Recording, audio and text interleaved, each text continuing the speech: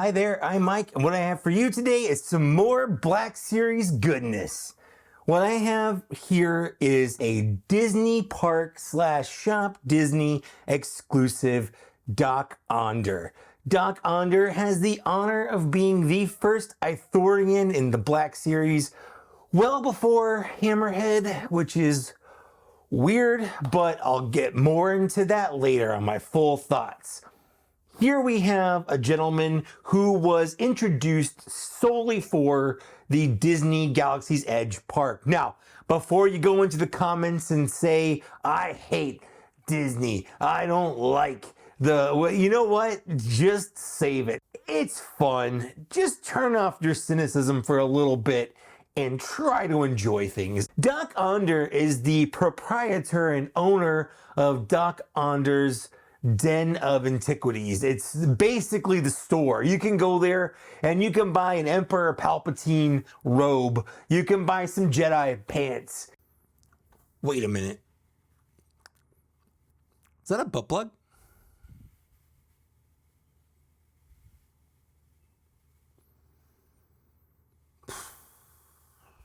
You can buy a bunch of lightsabers. You can buy holocrons. You can buy lightsaber crystals.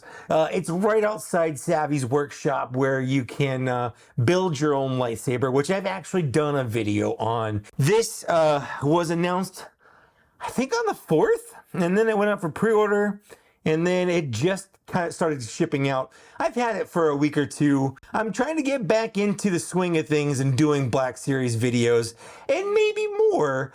So here's what we're gonna do. We're gonna take a look at Dok-Ondar real quick. But I got a little surprise to go along with that. So Dok-Ondar, this is the box. I don't want to spend too much time on it. It is plastic-free packaging. On the little inside flap here, it says Dok-Ondar is an infamous collector who buys, sells, and trades rare and valuable relics in his Den of Antiquities in Black Spire Outpost. A mysterious Ithorian, Dok-Ondar is sought after for his knowledge and connections. And here we have a nice picture of him. And then, you know, there's not too much going on here. On the back, it's soft goods, tissues, whatever. And then we have a little thing of what he comes with. But let's not dig on the box too much. This is what we came here to see. We want to see Hammerhead Jesus as he is. And I say that because, I mean, look at him. He's dressed like Jesus. You can even, and I'm just going to skip ahead to a couple of things here. You can even give him like one of those like glass painting poses or whatever with one hand in the air. Just imagine like a golden halo here and, you know, everything going on. You've got options for this guy.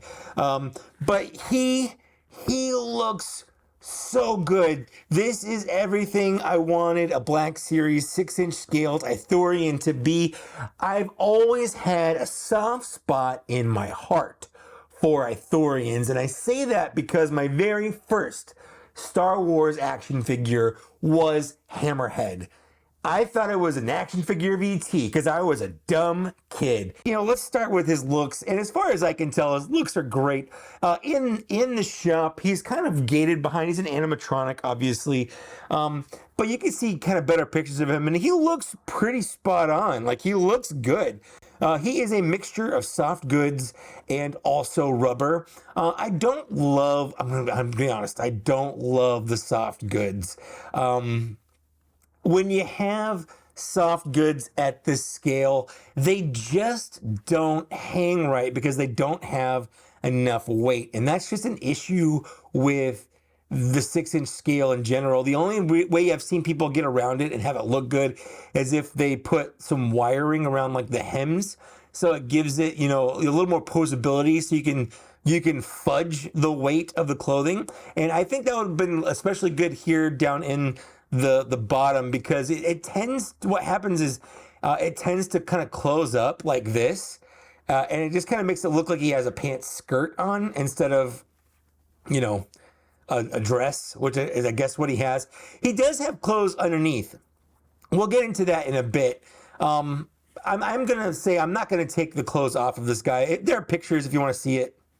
It is very apparent. No, it is very apparent that this is eventually going to be turned into Hammerhead. And if we're lucky, Mayor McCheese from Book of Boba Fett, and that would be great.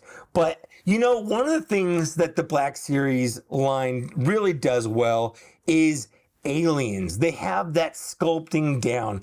They have that painting down. Some of the best figures in this line are not human. In fact, all the best figures in this line, maybe not all, but a lot of the best figures in this line are not human. And this Ithorian, the doctor here, Dr. Ondar, is no exception. He's not a doctor. So first, you know what? Let's take a look at this head. Let's just do it. Let's just take a look at this head. Look at this head. This head is phenomenal. Look at the detailing. Look at the sculpture. Look at all of that work. Look at this. It's just gorgeous. It's me again. It's the guy that tells you about the stuff that the other Mike forgot to talk about. And his looks are good, but before we get into it too much, I forgot to mention that he's missing his facial hair. He just is. I don't know how they could have done it. Rooted hair, sculpted beard. I don't know if it would have looked good. And we'll never know. Because, well, the animatronic has it, and the picture on the box has it. The actual Doc Ondar doesn't have any. I forgot to talk about it. Sorry. There's lots of paint going on here. I feel like this really is good coming on here. The eyes look fantastic. I love his otherworldly look about his head. I've always loved that. I really want them to come out with that Jedi one, the one from the 2003 Clone Wars. Anyway, we have his mouths here. These are the Ithorian mouths. I don't know it. I think these are his ears back here. I think these are his ears. I'm not entirely sure. So we have mouth, ears, eyes. I would say Ithorians are the most alien-looking aliens to be in Star Wars for the most part. Like, I mean, sure, they're bipedal, so they have, you know, 2 legs, 2 arms, but this head is just ridiculous. I love it. Love it to death. It doesn't go back too far because of the way that's sculpted, but it does go down. It does go side to side. So you can get a lot of stuff going on there. Now, again, we can't see the actual body because I'm not going to take this apart, but moving down, we have the underrobe. Oh, I forgot the hood. Can't forget the hood. He does have this hood. I like the idea of the hood, but I don't think that it was nice. Don't think it was planned out super well because it doesn't cover. Like, this is as far as it gets, and that doesn't look right. And again, part of that is because it doesn't have that wiring. If it had a wired cape here, you could, you know, play that it's hanging there. But I do wish it came more forward. I wish it kind of came closer to this. But it doesn't. And I don't love that. And if you kind of get it up, it doesn't stay. So it kind of sticks. It just doesn't look good. So I always kind of fold it back on itself like this. And it sits back pretty well, like a hoodie should. Anyways, so that's the hood. Moving down, we do have this necklace, which is a separate piece. You could probably take it off. I mean, you take all this off if you want to. I've seen people do it. But there's a lot of detailing. There's a lot of sculpting. There's a lot of paint. A lot of chains. I'm sure each one of these little things has a story, like a Rancor tooth or something. I don't know. I have no idea what that.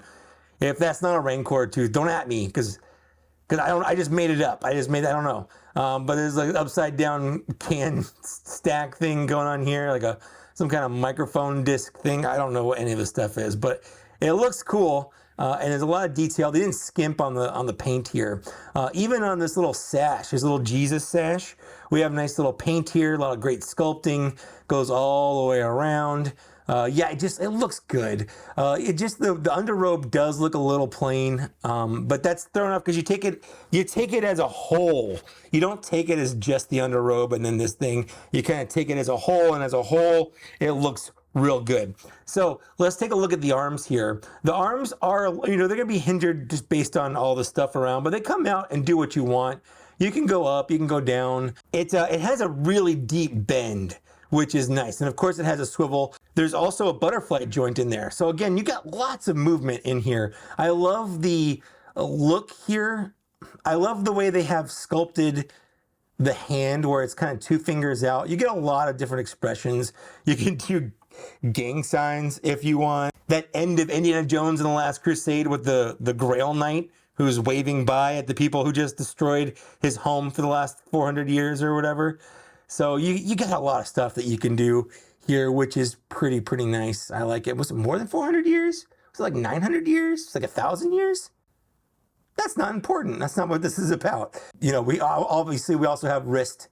We have swivel, all that stuff. And a nice little sculpting and painting on the little under wrap here on the wrist. And again, there is a shirt under there. There's a sculpted shirt under there. Not that you would know because you can't see it, but it's just very clear. If you look at him without all this stuff on, it's very clear that this is going to be Mammon Nadon.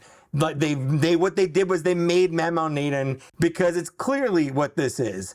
Anyway, he's also got a little kind of cool hand on here. We do have some twisting underneath at the torso, which is nice. We have an upper thigh swivel. He does have like castaway cutoff shorts going on underneath here. It looks like he's been marooned on an island.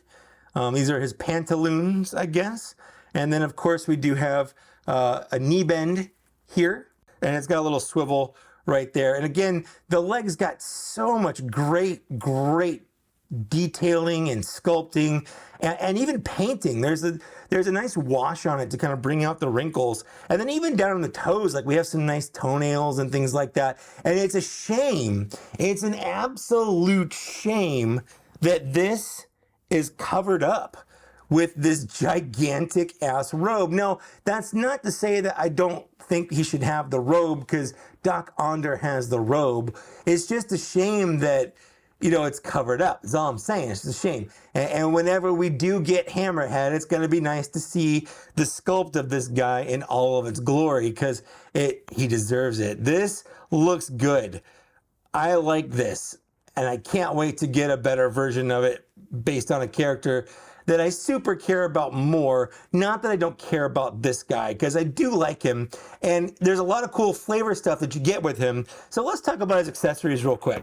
He doesn't come with a lot, but he does come with some. So first and foremost, I think we have this really cool sword. Now this, I looked it up, it's the Sword of Cashyun.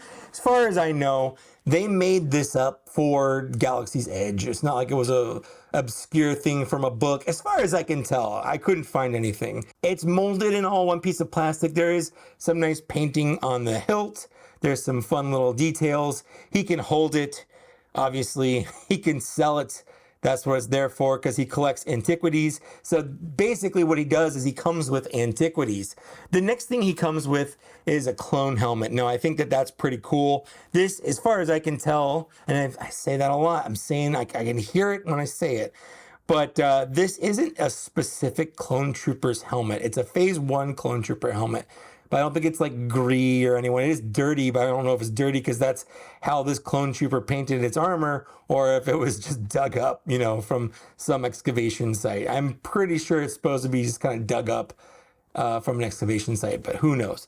And then it comes with 2 holocrons, 1 Sith holocron, and there's nice coloring and painting with the gold. And then a Jedi holocron. And this is cool because, again, you can buy these if you go to Doc Ondar's Den of Antiquities at Disneyland or Disney World. You can buy these. So it's kind of neat to have these, but I also love just having these for the line in general.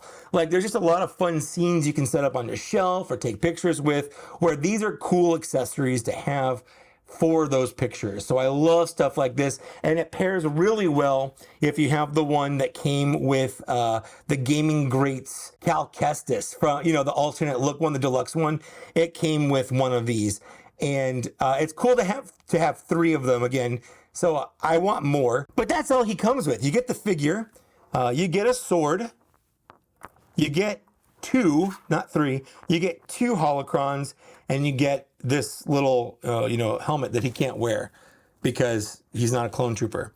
So you might be thinking, like, what do you do with this? What do you do? Is this cool? Why do you want this? And you know what? Just like Well, just like anything, this isn't for everyone. There are going to be people that want this. This guy was expensive, and the sticker shock got everyone. The sticker shock got me. $45 for, it's a Disney exclusive, meaning you can only get it on their website or in the park physically, which is also, it's just a problem right there. But then on top of that, he's pricey. Now, he is big. Let me, here's Chewbacca. So he's just shy of Chewbacca. But here's Luke Skywalker. He's even holding the lightsabers from the picture I took for the thumbnail for my last video. So he's taller than a normal figure, but he's not as tall as Chewbacca. And because of this, it will not surprise me when Hammerhead comes out, Mammon Naden comes out, and it is a deluxe figure. I'm just prepping myself for that, for paying $33 for Mammon Naden. I don't know, as long as he comes with his ridiculous Power of the Force 2 gun and a staff, I'll be okay with it. He is bulky. He's got a lot going on. The paint on here is fantastic. I get it, but I also kind of don't get it.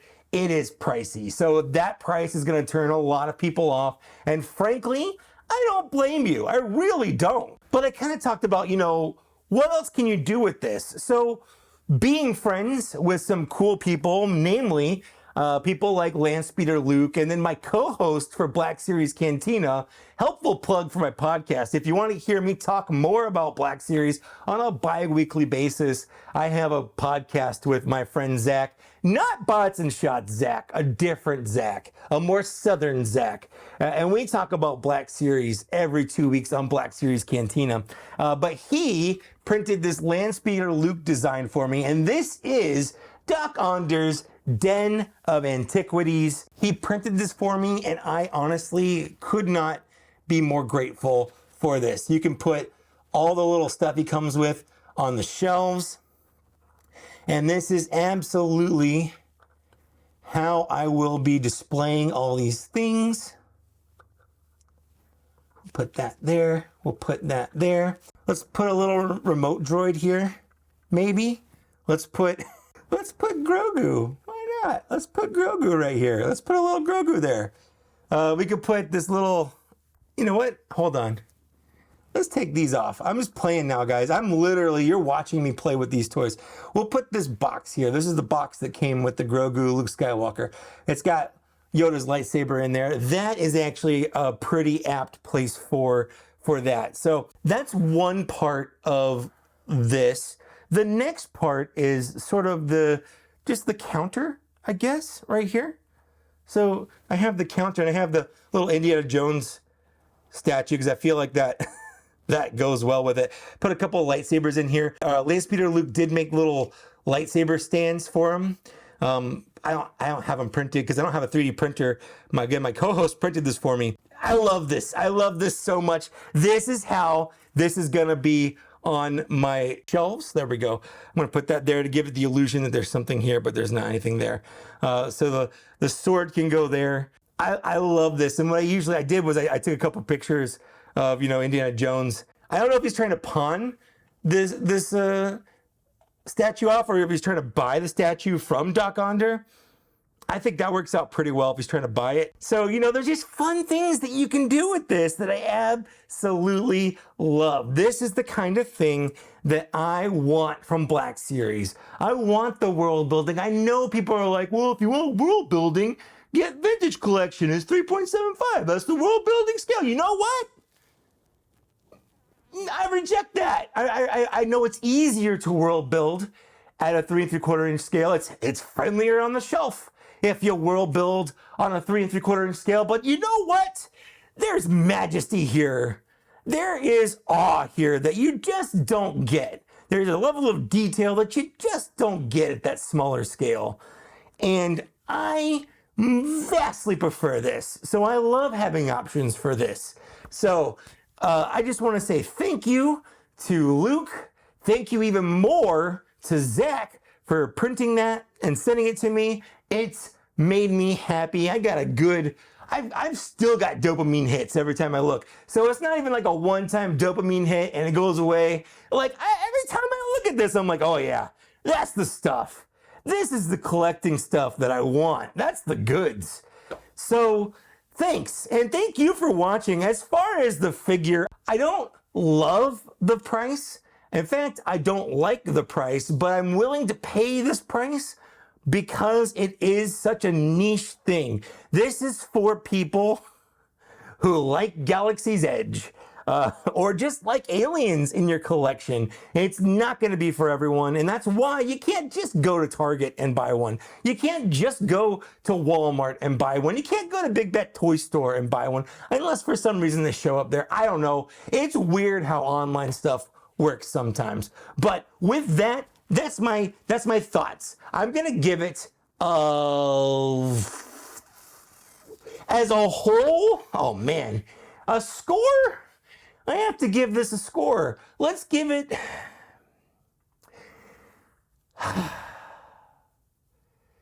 Man, let's give it like a 4.25 out of 5. The price is really the only thing bringing this down. And I'm docking it almost a full point for the price. But everything else just makes... I don't know if I can understate or overstate. I don't know if I can overstate is what I meant to say.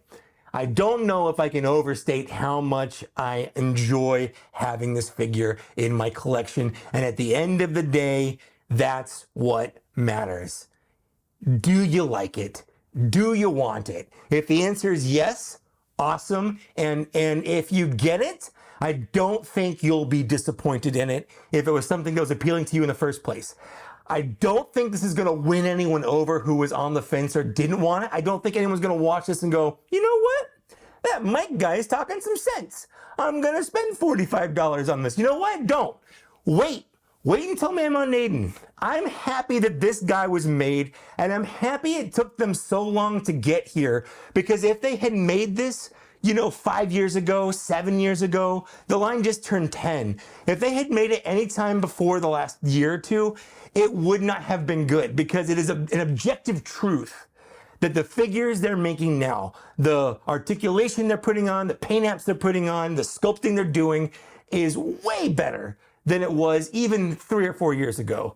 They have come a long way on this line, and I really do like it. I love this. Thank you, Hasbro, for making this for some stupid nerds like me who will pay too much to you, but I'll be happy about it at some point when I forget how much I paid for it. And another month, $45 paid a couple months ago, that's water under the bridge.